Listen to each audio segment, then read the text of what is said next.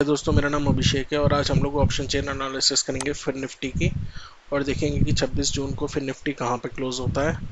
और हमने जो है एक दिन पहले भी एनालिसिस करी थी, बेसिकली हमने थर्सडे को एनालिसिस करी थी, तो वो देख लेते हैं उसका क्या रिजल्ट है।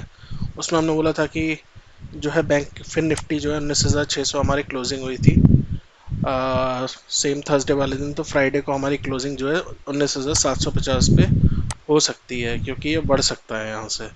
तो हम देख लेते हैं, और अगर ये गिरता है तो यहाँ पे पहला रेजिस्टेंस हमारे पास बेसिकली पहला सपोर्ट 19,450 है और अगला जो है 19,250 है। तो ये हमारे पास मोटा मोटा जो है यहाँ पे सपोर्ट थे। अगर ये गिरता है और ये बढ़ता है तो 19,750, जो कि हमें लग रहा था कि हो सकता है कि बढ़ जाए, ये यहाँ पे जा सकता है, मतलब हमारे चांसेस। अब देख लेते हैं क्या सीन है। तो फिर निफ्टी हमारा 19,500 पे जो है क्लोज हुआ है और आप देखोगे 19,500 यानी कि लगभग लगभग इसी के पास 19,450 के पास। ठीक है, तो ये बढ़ा नहीं, गिरा, क्योंकि मैंने आपको बताया भी था कि निफ्टी में अच्छी खासी गिरावट आई थी, जिसकी वजह से बैंक निफ्टी स्टॉक्स भी डाउन हुए हैं। और बैंक निफ्टी डाउन होगा तो ऑब्वियसली जो फाइनेंस सेक्टर का ये फिर निफ्टी भी है, ये भी डाउन ये होने के चांसेस रहते हैं। तो ये गिरा है, तो हमारा जो प्रिडिक्शन था वो एक्यूरेट नहीं था, लेकिन हाँ, ये जो हमारा आप कह लीजिए कि ये जो सपोर्ट था यहाँ पे ही इसी के आसपास जो है क्लोज हुआ है। ठीक है, तो आज देख लेते हैं हम फिर निफ्टी कहाँ पे क्लोज होगा हमारा मंडे को 26 जून को, कहाँ हो सकता है मतलब। तो अगर हम देखें तो 19,500 जो है हमारा स्ट्राइक प्राइस है, जहाँ पे दोनों तरफ बुलिश का वॉल्यूम है। उसके ऊपर भी बियरिश है, दोनों तरफ नीचे भी बियरिश है। लेकिन अगर आप देखोगे ये बुलिश का जो वॉल्यूम है 38 लाख का है। ठीक है, अगर फिर निफ्टी मेरा ऊपर जाने की कोशिश करता है तो जा सकता है इजीली, क्योंकि 29 लाख का ऊपर बियरिश का है, नीचे 16 लाख का बियरिश का है। ठीक है, तो अगर ये ऊपर जाने की कोशिश करता है तो दोनों में डिफरेंस जो है 9 लाख के आसपास का वॉल्यूम का है।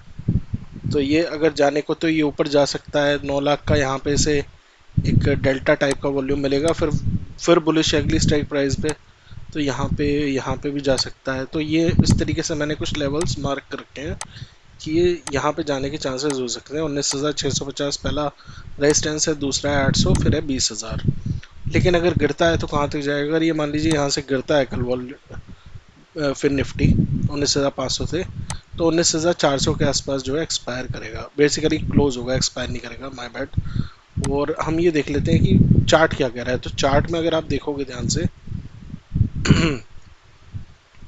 19,500, ठीक है, और हमने जो यहाँ पे बताया है कि कहाँ पे हो सकता है 19,400, तो 19,400 को हम जो है यहाँ पे लगभग इसी के आसपास है, इसको हम मार्क कर लेते हैं सपोर्ट को 19,400।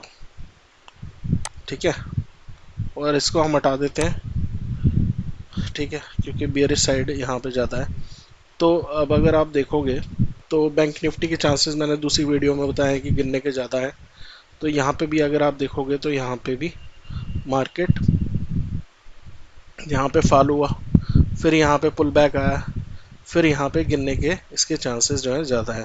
थोड़ा बहुत भी यहाँ पे अगर ये यहाँ से नीचे हुआ, मान लीजिए एक कैंडल कोई भी नीचे की तरफ बनी अगर स्ट्रॉन्ग मूवमेंट की, तो ध्यान रखिएगा आपकी यहाँ पे ऑलरेडी अच्छी खासी यहाँ पे जो है शॉर्टिंग करी गई है, मार्केट को नीचे गिराया गया है, बेसिकली फिर निफ्टी को नीचे गिराया गया है। तो ईजिली जो है हमारा फिर निफ्टी 19,400 तक आराम से आ सकता है गिर के, और ये RSI भी हमारा नीचे की तरफ जो है जा रहा है, चांसेस हो सकते हैं कि ये नीचे की तरफ जाए। ठीक है, और 19,400 के आसपास जो है क्लोजिंग दे। ठीक है दोस्तों, तो आशा करता हूँ आपको मेरी वीडियो अच्छी लगी तो लाइक शेयर एंड सब्सक्राइब करिएगा। एंड थैंक्स फॉर वॉचिंग दोस्तों, हैव अ गुड डे।